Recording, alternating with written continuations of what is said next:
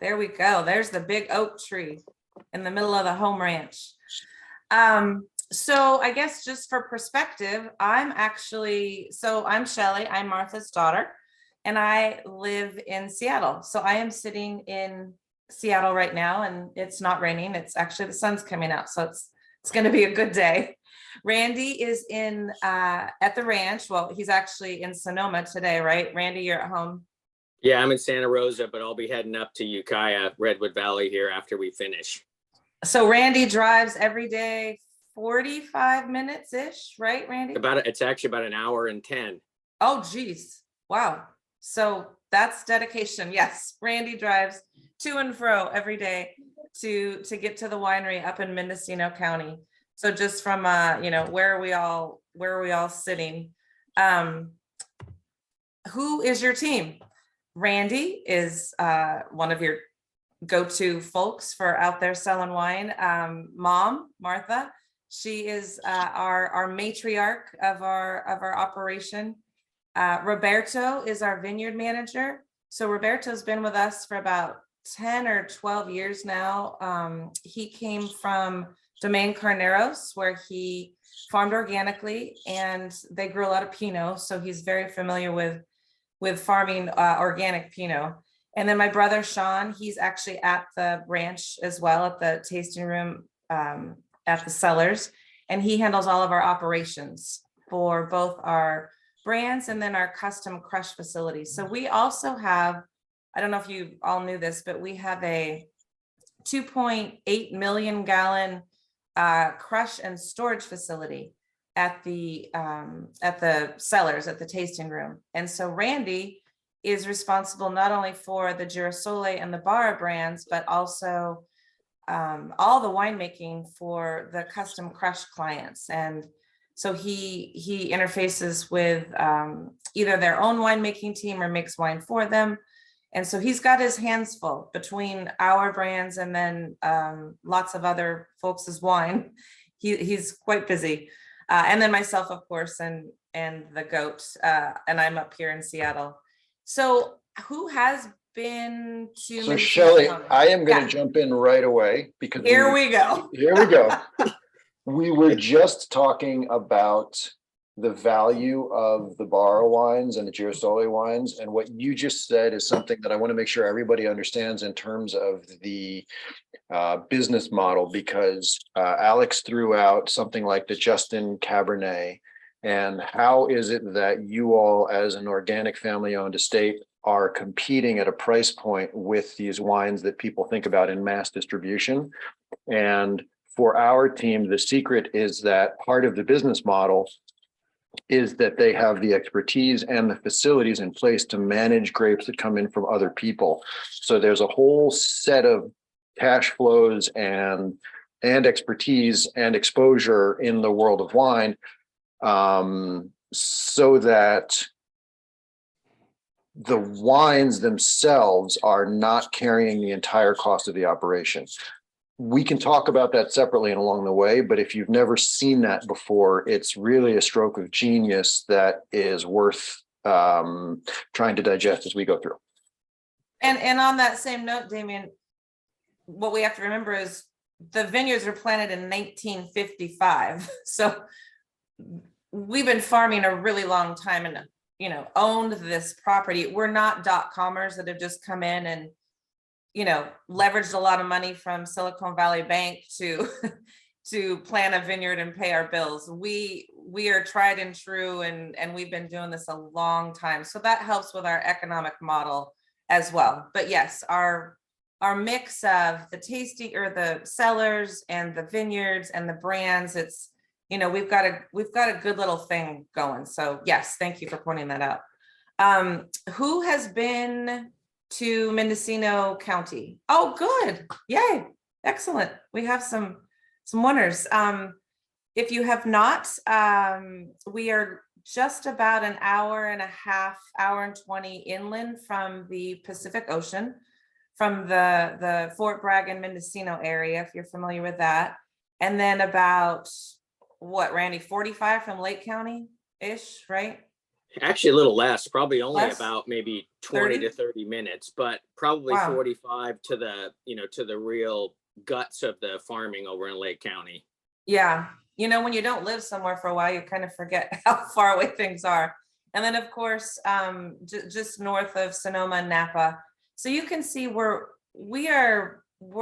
kind of at the end of that, the end of the wine trail, if you will, as you head north. But from a climate perspective, we have an ideal scenario going with the really warm days in the growing season, and then the very cool nights. So that diurnal shift of 40, 50 degrees sometimes, between day and night. We had a ridiculously hot summer. Randy will tell you that, he doesn't want to live through another one of those from last summer, right, Randy?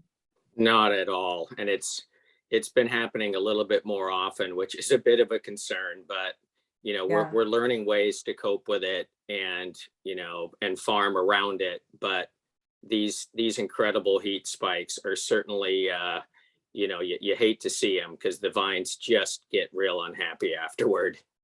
Yeah. And we're lucky we have water, right? Which we'll talk about, but just perspective wise, it's just kind of good to see visually, I think, where we fall on the map. Damien, anything else Appalachian wise you want to jump in and talk about here? I think every slide I'm just going to have you do a little blurb. No, my only addition is that you guys are I like to point out that you guys are right at the point where the trees start to get really big, because it sort of helps to set that romantic view of understanding that this is where you have heavy forest and just massive redwoods. And this is really that, I don't know, that always seems very, very special to me. So in describing that 2-hour drive from the airport, it's you head to where the redwoods get really tall. It's beautiful. Yes. Okay. Thank you. Let's talk a little bit about the OG of organic farming, Shelley Barra. So Shelley planted the home ranch, Redwood Valley Vineyards, in 1955. His grandparents came from the Piemonte region of Italy, so he had farming and grape growing in his blood. One of his favorite stories was about getting pruning shears for a Christmas present, when he was a little boy. So he was a visionary. His foresight. I mean, we could have an entire, meeting about all of the Shelley Barra inventions, so to speak.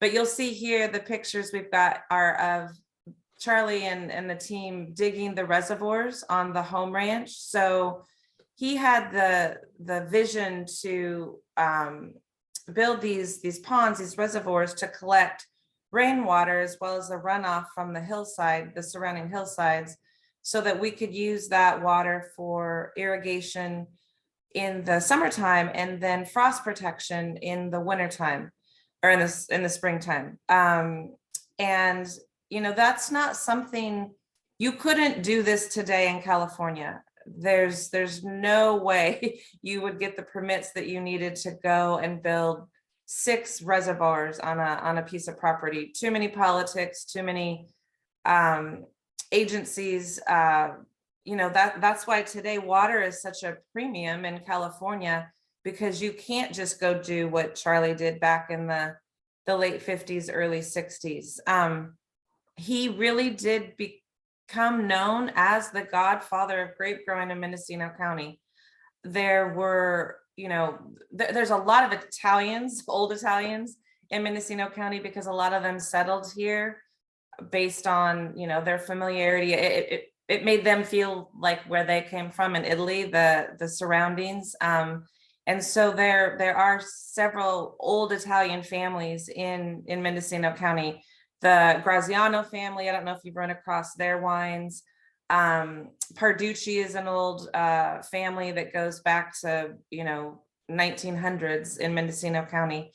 And Charlie really, he was one of the first to go the organic route, which he learned from his family members. And he just was a believer that, you know, if they could do it in Europe, why can't we do this here? And it's the right thing to do for our employees. And it's the right thing to do for our environment. So early on, he adopted the organic farming methods that we still today, you know, carry through. And before there was even certification, obviously in the late, you know, 50s, early 60s, there was no certification. So we first became certified in 1997, or in actually, no, it's probably been 35 years now. So whatever year that would be. And we've been farming that way, you know, ever since, and we'll continue to farm that way just because we feel that although it's a lot of work, and Randy can talk to that in the cellar, it costs extra money to be certified every single year. The vineyards have to be recertified, and the tasting or the cellars have to be recertified. We feel like it is what we need to be doing to support that movement. We have, across all of our 3 properties, we've got 8 ponds, alpacas, goats, chickens, cats, osprey, turkeys, geese, ducks. What am I forgetting, Randy? All kinds of wildlife. I think you got it covered. Maybe deer. Some deer, maybe a bobcat or 2. And that is a reflection of how we've been, you know, farming the land for so long in terms of what we invite, or, you know, how the wildlife comes onto the properties and plays a part in the ecosystem, really. Damien, any other Charlie stories you love to tell? In the interest of time, I'm gonna cut myself off, I think. It's just unimaginable. It was such a treat to have been able to spend multiple visits and get to know Charlie and the whole family. But that little look that you see in Charlie's eyes in the picture is not something that was there for the photograph. That's the exact same picture. That's the exact same look in his eyes in every story that he told when he shared something that he came up with. The thing that I noted as you were talking is that, as Charlie described it to me, he always said we were organic since before there was a word for it. And he would go on to say, not because it was something specific initially, but because we didn't have money for chemicals and we had all the knowledge of how to farm without them from before. So we just figured it out. And he'd sit there and he'd smile and he'd go, so, you know, people put out big traps and they worry about the deer eating things. And I realized if you just drive half a mile down the street and you throw a bunch of grain out on the street or in the side of the road, the deer will eat all that and they'll leave your grapes and you'll be fine. And that makes it sound way too simplistic, but it was just this idea of think about the whole situation. How can you solve a problem without,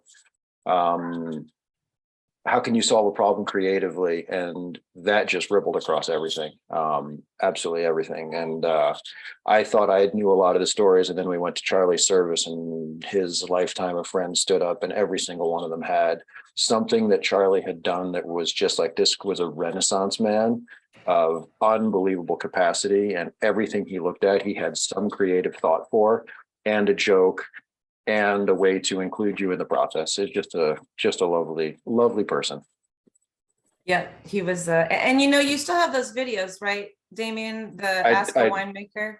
I've got all the Ask a Winemaker with all those stories. I've got video as well of his service and other things. So yeah, yep. Okay, yep. Fun stuff to share. Excuse me, so this is such a wonderful place and a wonderful experience, particularly with you folks. Damien, when can we organize a field trip out there? That's all right. Withdrawn. Did you see that look, Rick? Yeah. So these are the 3 vineyard properties that we farm currently. So Bella Collina, you know what, Randy, you do a great job. You talk a little bit about each of the vineyard properties as it relates to the grapes. Sure. Well, Bella Collina is one of the most premier vineyard locations that we have. It's got that real steep hillside that you see in the very foreground is Petite Syrah, and it is probably the most intense Petite Syrah I've ever made in my career. And that's just due to its location, altitude, the steepness of the terrain. It's just incredible. And then the slope down to the backside toward the lake is Zinfandel, and it's just, it's a phenomenal property. The wine that comes out of it really is impressive. We're able to just, craft some beautiful wines from it. And it's just, because of the way it's planted, it's self-regulating, and, it really is a gem up high. And then the home ranch is, is a real spectacle, just because of, number one, its size. Number two is how many varieties are planted, the beautiful reservoirs, just the whole site is incredible. It's got some hillside Cabernet, all the way down to, Zinfandel in the very, very southern end. And it's just, all sorts of varieties in between. It's what I love about it is our ability to make so many different wines and have so many choices. And that's a primary advantage to us. And because we make wine out of all the grapes on the property, we're able to pick, get the pick of the litter for everything. And that's real important to us for the quality aspect. And then this is the tasting room, of course, the round building, which Damien's familiar with, but it's really cool inside. And then the surrounding vineyards are the soils around in these vineyards are incredible.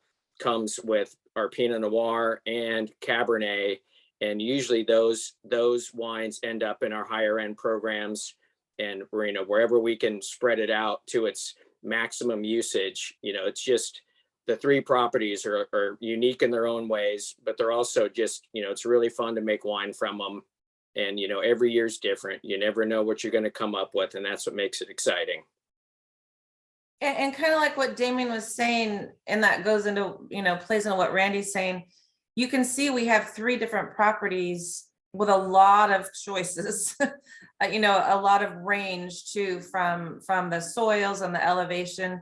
So we're in this position where we can take the best of the best from each of those ranches to make our wines first.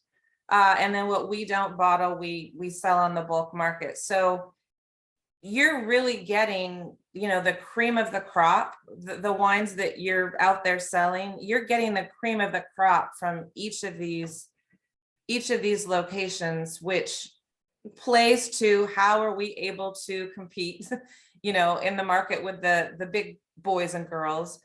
Look at what we've got to work with, right? I mean, look at where we're located. Look at our history, look at our organic farming practices, look at these sites. I mean, it really is cream of the crop, which plays into what Damien was pointing out previously. So let's talk about the Girasole wines first, and we'll just kind of do a speed talk because we're not tasting today. You have a lot of options under the Girasole line. You guys carry every varietal, right, Joe? I think every single one. There's not one you don't have, I don't think. Correct. Right. So Randy, if you want to just kind of do a high level, what you love, what, if they have to go out and do an elevator pitch for each of these from a winemaking standpoint, you want to run them through? Sure.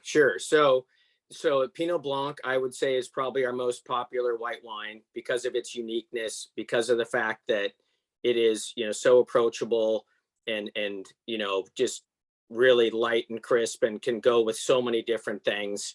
And it's not widely planted. It makes it unique in its positioning. People find it intriguing as an alternative to Sauvignon Blanc. And in that way, it does, offer some value with when trying to make placements and buy the glass. Now the Chardonnay is significantly different in how we make it from our Barra line, because we actually don't barrel ferment. We really try to push the fruit profile and the actual Chardonnay grape character in this wine. A little bit of oak is used in the fermentation, but the idea is to have it be, lighter, fresher, and more grape forward than, you know, winemaking regarding oak, ML, that sort of thing. So it really is meant to be a fresher, lighter version of a Chardonnay standard. And then the rosé, that's, you know, really fun for us to make because we're able to you know, pick the grapes early and not, you know, just kind of suck off of a red fermentation. We actually make this a lot like we're making a Blanc de Noir cuvee wine, picking it a little bit lower sugar, using some of our Pinot Noir. And I like Zinfandel in there as well, just because it offers kind of a deeper color hue, as well as, you know, a really delightful berry fruit, where the Pinot Noir is a little more austere, you know, a little bit lighter in profile and color. And that blend of the two makes something really refreshing and balanced. And then Pinot Noir, which is, I'd say, probably one of our, you know, more widely planted varieties. We have amazing choices. We have some new plantings going in the ground at the home ranch. So we're really able to, you know, craft a wine that we think competes on an amazing level on price, of course, as well as having all the, you know, certifications that give it a leg up too. And then the Sangiovese, we don't make a heck of a lot of it, but it's fun to make. I tend to call it Pinot Noir on steroids. You know, it just has, you know, a little bit beefier profile than Pinot Noir, but it's still, you know, light and fresh. It can have some kind of black cherry, you know, a little bit of wild berry, but it tends to be a little coarse, lighter bodied than both Zinfandel and Cabernet. So, but it's a delightful wine for certain placements, and, you know, it's really a great food wine too. And then, you know, Zinfandel, which is really probably what Mendocino County is known for. And that's, you know, we can farm off our Bella Colina ranch. We have another block at the home ranch too. So we're able to, you know, craft something that is very fruit forward with this old school variety. You know, definitely the Italians can take a lot of credit for making Zinfandel what it is. You know, sometimes I know it's a little bit harder sell, you know, past the Mississippi, but, you know, it really is a delightfully fruity wine. It's one of my favorites to make and drink, just because of its fruitiness, and as well as just not being overwhelmingly tannic. And then, you know, of course, you know, the king of reds, Cabernet, that's our most widely planted grape on the property. And it's, you know, essentially, you know, Cab is king is what everybody says. And, you know, we're able to have a lot of choices with Cabernet, and that's very helpful for us, you know, to be able to make a Cabernet that it's going to be drinkable, yet not overwhelmingly tannic. You know, that's the chore that oftentimes Cabernet poses to us. And these wines tend to be released early. So, you know, we're able to push them forward and have a profile that people like, but without being overwhelming. That's the chore with making good Cabernet on the Girasole line. And then Charlie's blend, probably one of my personal favorites to make, because it really does, you know, put the winemaker at the helm of trying to create this, you know, the goal that I have when I make Charlie's blend is, how can I make a wine that not one variety is dominant? That's the critical chore that involves sometimes as much as 20 different trials just to play with, you know, even small incremental percentages of Cabernet, Petit Syrah, Zinfandel, and on occasion Merlot, depending upon whether it plays well in the blend. So it tends to be, you know, kind of a backbone of Cab, but while playing with Zinfandel and Petit Syrah, you're really able to make something that's bold and deep in color, and yet have this amazing fruit profile that Zinfandel brings. So it's a blast to make. I'm you know, we love the new name. You know, this was previously the old hybrid red, and now obviously this is a tribute to Charlie and his farming, and it seems to be well received within our group, and that's been a wonderful thing. And then of course the Muscat is, you know, it's a joy to make. It's a small production item. We only have a few acres of it, you know, but of course it's also, you know, we'll bottle some on its own, but it's an amazing spice rack wine. And it's, you know, something that as much as, you know, we probably don't make enough of it, and we don't sell a lot of it, it's still a really valuable little piece of our portfolio. And I use it, you know, in sneaky ways across a lot of wines. Can you What tell about, us, go ahead. sorry, so you've got, there's no Petite Syrah in the Girasole lineup, but you've got 3% in the Zin, 5 in the cab. Can you talk to us about using Petite Syrah in blends and how that can be a sales point for us for these? Of course, you bet. You know, and Petite Syrah, I liken it to the, you know, what I'll call kind of organic mega purple when it's used in blending, and it's just such an amazingly creative, deep, dark red wine that can be used as a way to balance tannin, add color, add structure, you know, especially in years where we have a lot of heat. There's at times where the heat can actually slightly lower your tannin and color, just due to the fact that the grape kind of hunkers down in the heat, and the bunches that are exposed to the sun actually just kind of harden over and don't get really deep and dark and tannic. But the Petite Syrah is just an amazing ability to provide that consistency with the ability to add tannin and color whenever we need it. And those percentages will vary from year to year. There's some years where, you know, the climate is just perfect and we don't really use Petite Syrah to a high level in other blends. But I'm always a fan of a little bit of Petite Syrah and Zinfandel. It's really kind of the holy grail of recipes. And I'll even flip it backwards with a little teeny bit of Zinfandel and Petite Syrah, just because it's a way to, you know, add fruit and actually lower what might be an overly tannic red wine on occasion. So Petite Syrah is just, you know, it's honestly the allspice of our red wines, and you know, it really does come in handy in many different ways. One thing that I don't think we've done that I want to throw out is taking the Charlie's blend next to the cab and next to the Zin and showing people that you all can also take the Barra Petite Syrah and then work backwards to give people a little bit of education. I think this is a valuable tool for that relationship building to understand those grapes. Just also, you mentioned Randy Mega Purple. In case that's not something on all of your radar, it's a color additive that people use in larger wineries to make a wine more purple and deeper and darker. So when you have, my understanding is if you have a Pinot Noir that seems a little too light or something else, it's sort of a cheat. I've also heard at the winery the Petite Syrah referred to as winemaker's gold, because it can go everywhere, as Randy mentioned, and it helps everything, and a little bit goes a long way. Yeah, unfortunately, Mega Purple is kind of the dirty little secret in red wine making in large wineries, and it's definitely not an organic product either. And you know, it is in a wide variety of, you know, even higher dollar red wines, believe it or not. And it's, you know, we have the blessing of having such a great Petite Syrah at our disposal, and we usually have a little bit more than we need to support, you know, the Barra Petite Syrah. So we're able to just, you know, hang on to that and use it where we need it.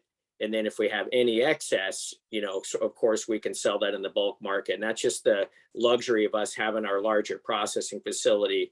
You know, that anything that we end up not needing, we're able to sell it off. So we don't have to kind of give it up as grape first and never know what it's going to make. And Damien, do we need to talk at all about organic, what that means in the cellar, the organic, or you guys are pretty up to speed on all that, right?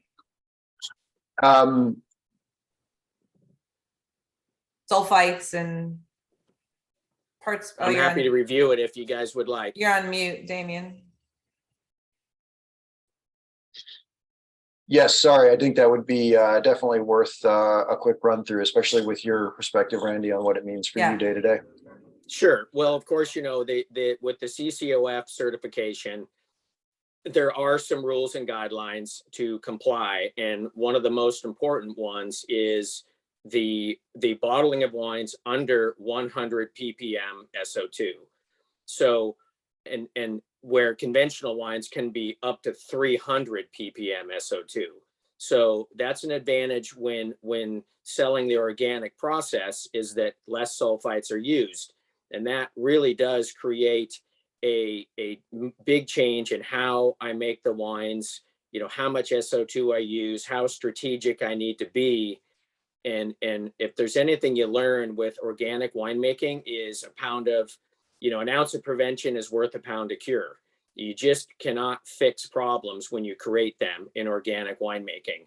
You know, you can put a Band-Aid on a lot of wines with sulfur and other treatments, and you can't do that in organic winemaking. So what I've learned in the several years I've been here is that you really have to make good choices and start out on the right foot, and definitely, you know, prevent problems from occurring. And that means, you know, the right yeast strains selected, the right winemaking techniques, being very nimble, you know, tasting wines every day while they're fermenting, keeping a close eye on things. Because, you know, as Shelley loves me to explain, the organic winemaking is essentially like making wine with a Leatherman on your belt. And conventional winemaking is like having the entire Snap-on tools truck at your disposal parked in the front. You know, it's just the amount of tools available is immense, where in organic it's much lower, and the inputs are really truly much more natural. And that's a key thing to differentiate. When you're just slapping an organic, you know, logo on there, there's so much more to it than just the grape growing itself. The winemaking is also, you know, very much contingent to and reliant upon, you know, the organic rules and protocols. Awesome. What's Go ahead. the most difficult part of organic certification in the cellar for you? What's the thing that is the biggest challenge consistently? I'd have to say the biggest challenge is when I have a problem, or when I feel like a wine needs a certain treatment that is not organic, I'm not able to use it. So it really highlights the incredible importance of sound grape and the delivery of fruit that I'm not going to have to worry about in the fermenter. Because essentially what happens is, once the grapes come in with problems, and this can happen on occasion, but, you know, the amount of treatments is so reduced. You know, I'm basically limited to, you know, a little bit of sulfur at the crusher, you know, maybe some acid that we can add. And aside from that, you know, there's really, and some approved oak products, there's not a lot of fining and antioxidant treatments, and as well as, say, bitterness treatments that are organic. They're just simply not there. So Plus, you know, Randy, the vegan part, you're limited because we're vegan friendly. So that's right. So we're not you egg have, white yeah. fining, you know, which you know, we could even, which is organic, but we don't egg white fine either in the Girasole line, because they're all vegan labeled. And that's and that is another bit of an issue with, you know, the importance being the winemaking. You know, it's kind of like, you know, the old World Series, you know, you got one shot at it. You know, with winemaking organic, you got one shot at it too, and you just don't get a bunch of extra tries at it. So you have to really, you know, prevent problems from occurring and make sure that you can, you know, come out with a good outcome. And that's, you know, much different from, you know, making so many non-organic wines in my career. There's almost nothing I can't fix.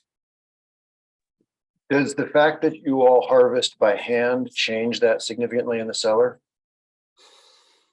Yes and no. I think, you know, the hand harvesting has its advantages with certain varieties, you know, specifically whites and Pinot Noirs. Yet, you know, honestly, with night cold machine harvesting of reds, it's really not an issue. In some ways, it can be an advantage, and that's kind of weird to say. But I think, you know, that the hand harvesting really has its place with white varieties. Especially now, we have this really cool apparatus that we bring out in the middle of the night so we can night hand pick. Our crews have really bright LED lights on their foreheads, as well as this massive boom of LED lights over the top of our tractors, and they fan out over about 4 rows. and it just lights it up like daylight. And that's how we can actually hand pick even, you know, whites and other reds at night and cold. So it's pretty cool. That's a new thing. We just did that this year. I'm coming back out with my cameras. Yeah, it's sweet. It's That's slick. perfect for that. Anything else on the Girasole wines specifically? No, yeah, good, okay. So I have this slide in here just to remind you that these wines really are, they have a home it off and they have a home it on. And you know this, that Chicago is one of our, you know, top markets, and that's a testament to being successful both on and off premise. But there's a story there. I think this case stack, isn't this standard market, Damien? I think it is. Oh, gee, I don't remember. Is this that case stack you did? So sales team, notice how a professional Shelley is. Yes, that is a very happy stack at Standard Market where we built the display, and it is absolutely something to think about for larger places, having it in mind to grab attention. Absolutely. Yeah, that is a thing of beauty, isn't it? Yeah, it's a different world now, Damien, as you know, than when we did this deal years ago. Floor space is more limited, and you know, half the space is going to ready to drink cans and all that kind of stuff. But there are opportunities here and there for these kinds of placements. So this is kind of my wrap it all up, bring it together. Girasole, if you have 5 things to remember: family owned and farmed since 1955. All the fruit is CCOF certified, and the seller as well. These wines are vegan friendly for those of you that might be going after some vegan restaurants, some vegetarian restaurants, co-ops, etc. That does matter there. We find all of the fruit is estate grown, and you saw the 3 properties, and then the balanced and food friendly. I mean, you've heard all that goes into making these wines. It's not easy, and Randy does an amazing job from a consistency standpoint, but from a balance standpoint as well. These wines will go so well with food and not overpower the meal, or they can be enjoyed by themselves. So he's done an amazing job of finding that balance of delivering on what a grape is supposed to taste like, not over manipulating it, and just delivering a consumer friendly lineup of wines on a regular basis. So hats off to you, Randy. Thanks, Shelley. Just in terms of support, we have a really deep tech section or trade section with awards and tech sheets and shelf talkers and presentations, and you know, too much stuff probably, but you can sift through what you don't need. So don't be afraid to go and cruise through that Girasole trade section. And then if you need a reboot, Jill, on any supplies, sunflower seeds, tattoos, bees, all that kind of stuff, just pay me, because these things are really popular at tastings when you're doing consumer tastings. So now we'll move on to the Barra wines. As you know, because you've still got some previous label wines in your inventory, we just recently rebranded after, I think it took me a year to get this project completed, but a year well spent, right, Randy? I feel like, you know, I love the results. Good things take some time. So this rebrand, I have to say that we really have, I've been pleasantly surprised with how receptive, even people that like the previous label and, you know, thought it was all that, even those folks are like, okay, yeah, this is a step up. This is definitely an improvement. And it really was, it again, trying to pay homage to Charlie and, you know, his visionary status and his history. And we feel like we captured that story in this new label design. So right now, the Chard and the Pinot and the Cab, I'm trying to remember, you have all three, right, Joe? You ordered all three? You have all three? I think, I know. We do, yes. You have all three, okay. Yep. So the Petite and the Zin are also, the next vintage is also in the new label. And those will be released. I think I have about a pallet each of each of those left. And then we'll move into the Petite and the Zin. But the Shelley, Barra sorry, wines. just Oh, cool. on our stock, because it's important just for the quick moment. We have the tail end of the Barra Cabernet in terms of the old vintage on our side. That is going to RL and to, did RL switch, Alex? Or are they still taking I know they were excited to switch. I'd like to try to switch them this week so that we could use the remainder at the smaller accounts, since they showed excitement about switching. Right. I'm going to use the staff training this week to hopefully. Right on. And then it's sitting there at Devereaux Sunset or Somerset for their BTG program. So if you are looking for something new, show the new Barra, not the old. There is no more Pinot and of the old label, and the Barra Chard is I think we have a tiny little bit of the old one left. But when you're showing at this point to a new account, take the new lines only. So Randy, you want to walk them through just a little bit on the three new Barra wines and talk a little bit about the differences too with the winemaking protocol? You bet. So the Barra Chardonnay, I would have to say, requires the most input from a winemaking side and is probably the most expensive wine for us to make. And that is simply because of the techniques used. You know, we barrel ferment all of it. We're using a lot of expensive French oak to do that.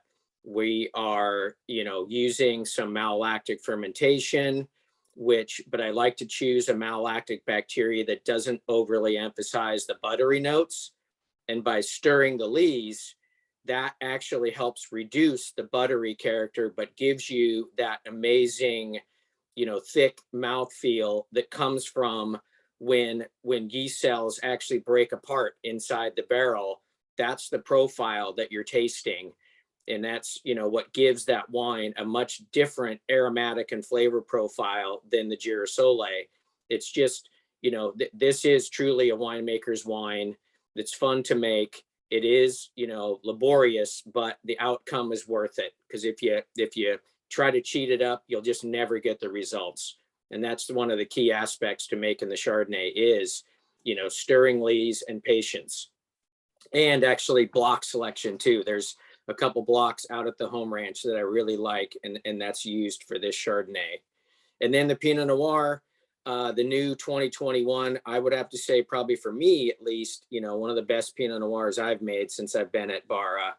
It's just, we had the holy grail of grape growing in 2021. And it enabled us to really put forth a, kind of big and bold yet finessed Pinot Noir that, didn't require a whole heck of a lot of input. And that's, Pinot Noir is also a winemaker's wine because it's, can be tough to get the amount of character you want out of the grape. And in this particular wine, it just came easy. So, it's been really well received. Every time I'm out in the market with this, it just gets gobbled up. So that's been a blessing. And all these wines see oak barrels, and that's a primary differentiation from the Girasole. And that's also what mandates its higher price point is French oak barrels are darn expensive. And that's, what also gives it its profile, its concentration, its complexity. And so, then you got Cabernet, coming here at the end, and it's, again, our ability to select the best blocks, to use nice oak, and just, let the time and maturity develop that profile, and it just, that's a wine that, we're so kind of lucky to have such a large bunch of Cabernet to pick from. That just, allows us to create a nice concentrated, certainly a very flavorful, pretty burly wine that, that people love. So, the new package is, I think it's phenomenal. It's definitely a big change. So I'm sure that's an adjustment for some people, but, we're trying to really kind of, up the ante with this. And so far it's been really well received. Just Yeah, and playing we're with- just, go ahead, Damon.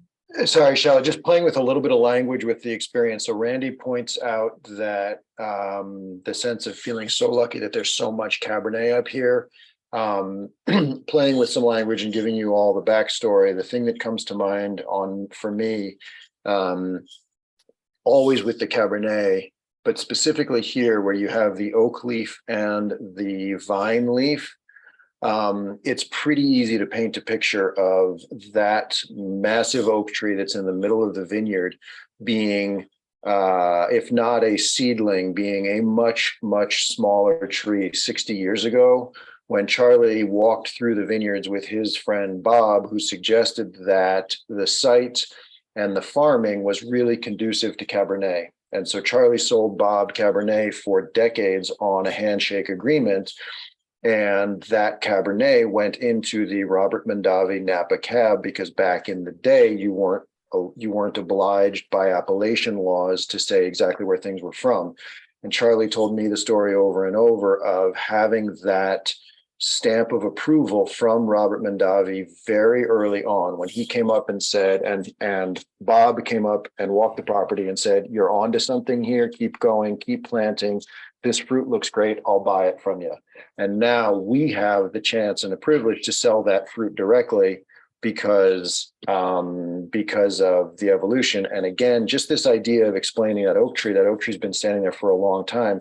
And it was quite literally standing there when Bob and Charlie walked through the vineyard in 1960, 62, 63, whatever it was. So I think that might be a way to help us present and sell this a little differently.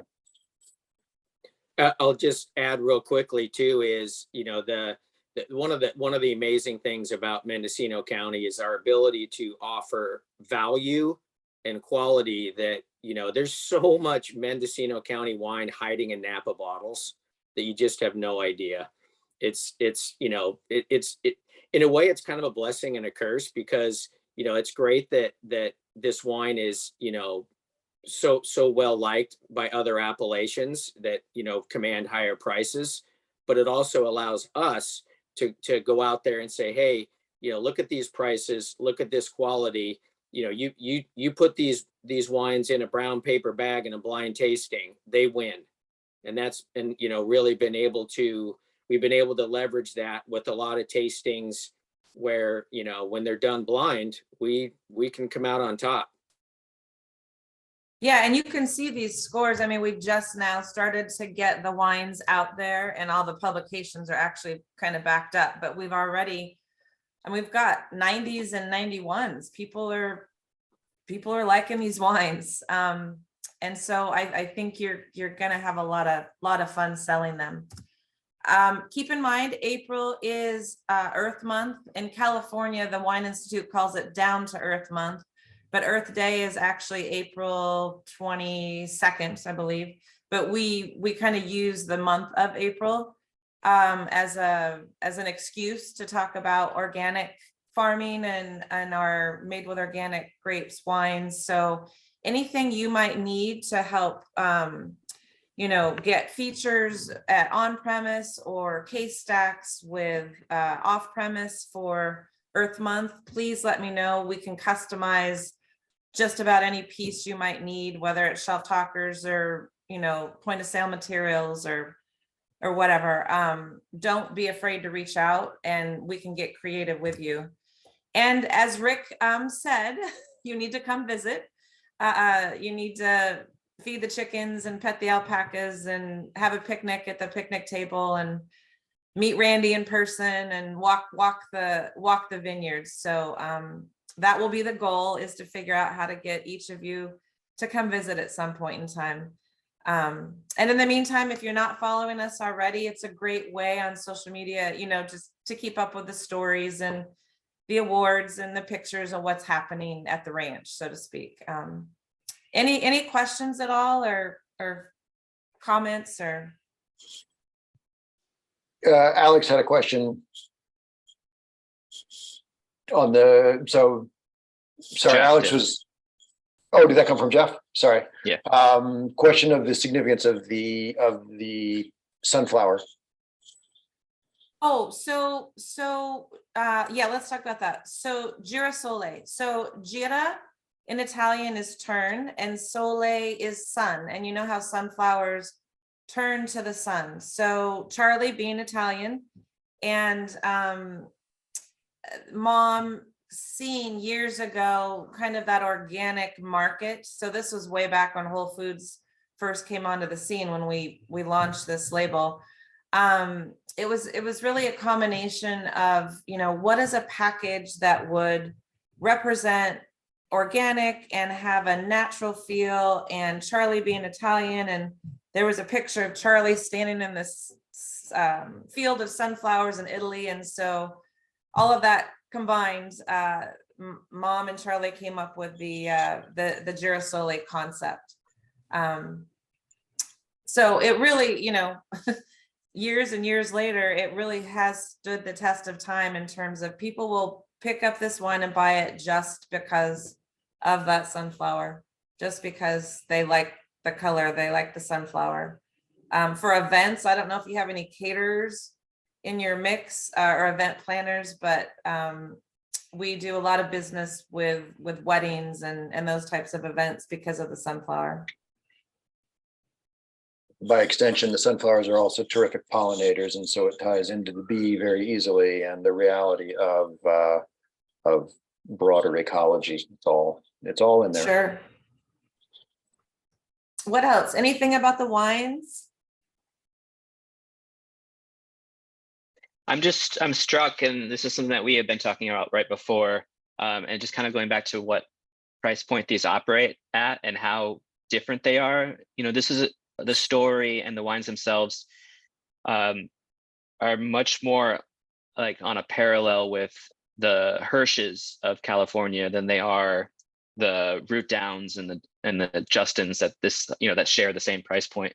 So, you know, you're offering such great transparency and thoughtfulness that is rarely seen at this level. So it's truly special. Thank you. Thanks, Alex. We Yeah, think thanks so. for that. So a little bit deeper on that, and it's worth going in. So Alex actually interned with Hirsch and is in winemaking school and has his own project in Michigan. So he's coming from a point of view of some pretty good experience on that. When we tasted the Pinot together, he went through and said, "Oh, do you know the oak? Is this Francois Frere? Because this smells like expensive oak." And then the comment was, and he was right, everybody else, because he's pretty good at this. The other piece in the comment was that the profile of that nose brought him to Hirsch Pinot more than other stuff. And in case collectively Hirsch isn't something that jumps out, those are $65, $70 wines on the shelf, Alex, is that right? Wholesale. So you're talking, yeah. So you're talking about a 4-for-1 to 5-for-1 sale if you want to buy a bottle of one or the other. Wow. Right? Wow. That is a compliment then. Thank you, Alex.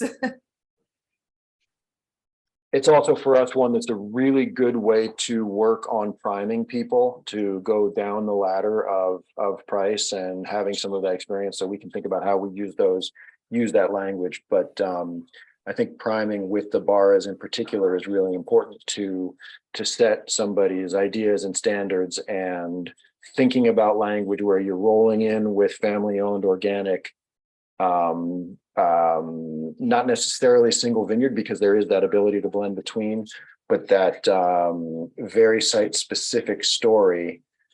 It's easy to tell that and follow up with $50, $60, $70 either on the shelf or wholesale, and then work your way down so that people go, I'm only going to sell that for 25. That's going to work really well. Right. And you guys are going to taste some wines next week, right, Damien?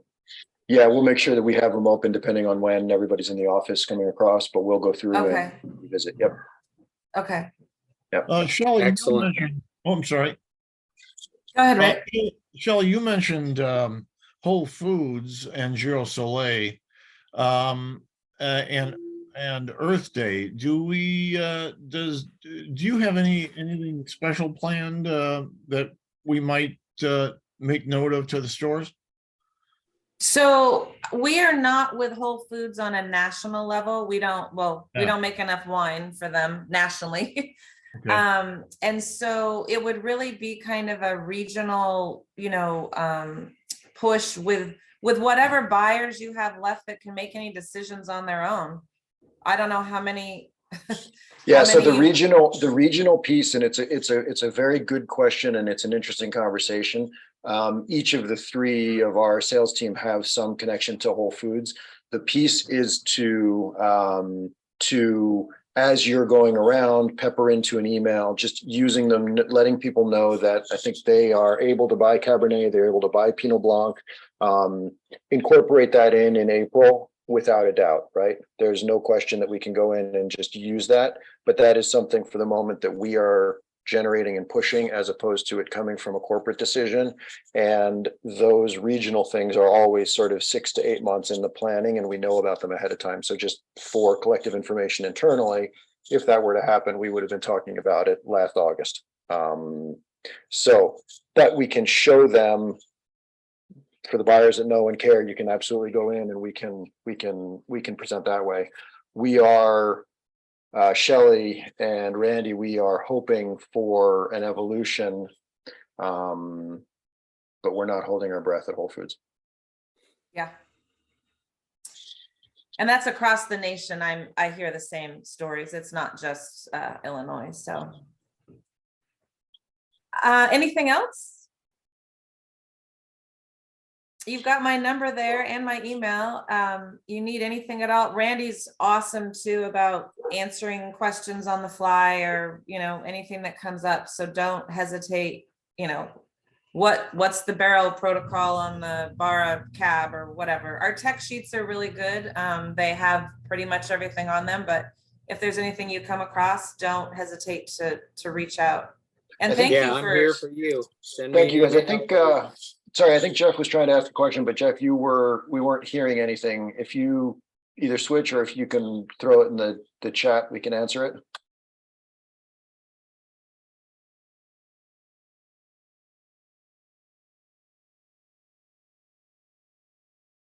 And while that, that's actually a very good question. Organic wines versus organic grapes. That all comes down to sulfite. So yeah, so it's a fine line. There's only a handful, Jeff, of USDA organic wines, and that would be the Frey family, Katori, Our Daily Red. I'm trying to think of the other couple that are out there domestically. Those wines have no added sulfites. They have naturally occurring sulfites, because as we know, all wines have some level of sulfites, but the USDA, and that's a different seal. Okay. It's that round seal and it says USDA on it. Those wines don't have any added sulfites. Our wines, the made with organic category, you can add up to 99 parts per million. So the wines have to test out under 100 parts per million of sulfites. That is the difference. And the only difference between USDA organic and made with organic is the level of sulfites. Right, Randy? That and how they taste. And how they taste. There's that. Yes. Does that answer your question? Let me look at the chat. And all barns Yes. really, yes, that is a true statement. 100% true. And estate grown and family owned. One quick question, Randy, on winemaking also. When you have those different parcels, the Petit Syrah, the Cab, when you're doing your blending, you didn't mention any co-ferments. Is everything blended after the ferment? Are the parcels separated in terms of ferments? So will you have home vineyard and Bella Colina in one area and then they're blending in, or is there some mixing of fruit as it hits the winery? we really want to separate everything and not co-ferment at all. And I think the reason for that is that, you know, it depending upon the outcome, we never want to burn a bridge. So we want to give ourselves the maximum amount of creativity and blendability after the wines are made, only because there are times where if we were to co-ferment, that outcome, we might say, wow, what would that have been like if we'd have fermented them separate? And I think, you know, we would only co-ferment if we were forced to, maybe due to tank space, etc. But one of the blessings that we have is the large winery and, you know, a couple hundred tanks, is we're able to really have choices. And, you know, I think any winemaker would always agree that the more lots you have, the better, as long as it can be done in the winery safely and successfully. Are you separating by clonal material as well then? We can with Pinot Noir because the plantings are large enough. We tend to more look at, you know, kind of tonnage sizes and how best they fit in our fermentation tanks. And if we were lucky enough to be able to have some clonal isolation, that's great. I think for us, it's way more of an issue with Pinot Noir than any other variety, because that just, you know, tends to be, you see a wider range of flavors, colors due to the clones in Pinot than you do probably in any other variety. Definitely. One last piece from me, and at some point I have to stop, so I will, but one last piece from me that I think is sometimes easy to present and move on from when talking about the Barras is the just absolute unbelievable force of nature that is Martha Barra, who comes in a package that is initially, she's a human being who you see and radiates kindness and generosity, and that is true start to finish in who she is. And then my favorite story is that Jillian and I's father was out with her talking about something else, and his comment was, "Ooh, I would not want to sit across a negotiating table from Martha when the shit hit the fan." And it was said with such respect, because Martha is someone who has all of the generosity, but is absolutely just every bit of the branch and the roots of that oak tree at the estate. And she's amazing, and she's an absolute pleasure, and it's a joy to send her videos of my goofy kids, but it's also a joy to hear her feedback and hear her questions of, well, why isn't that selling better? What's going on differently? It's a no. She's amazing. And I think sometimes we present her as, if ever she has been presented as Charlie's wife, that's not enough. It was an amazing duo when Charlie was alive, and she is somebody who has every bit of my respect. So just don't And going strong. Yeah. going strong. Well said, going strong. Yeah. Well, thank you for giving us so much time today. We really do appreciate it. And when you go to taste through the wines, you know, jot down any questions or shoot us a text, and we can help out there too. Always. Terrific. Thank you both. We really appreciate it. Thanks so much. All And right. if there's a way to share everyone. this presentation with us so we could review it later, that'd be awesome. Oh, sure. You bet. I can send, I'll put it into PDF format. And you can just keep it on your phone that way or whatever. Yeah. Awesome. Thank you. Okay. Thank you, Have a guys. great And day, Shelley, everyone. Thank you. Shelley, I want to touch base with you separately, maybe next week, because we have just discovered the potential of doing full container loads from the West Coast, and I want to Oh, pick your brain on it. sweet. Okay, cool. Yep. Will do. Awesome. Thank you. Thanks, you guys. Bye all. Bye-bye, everyone. Okay.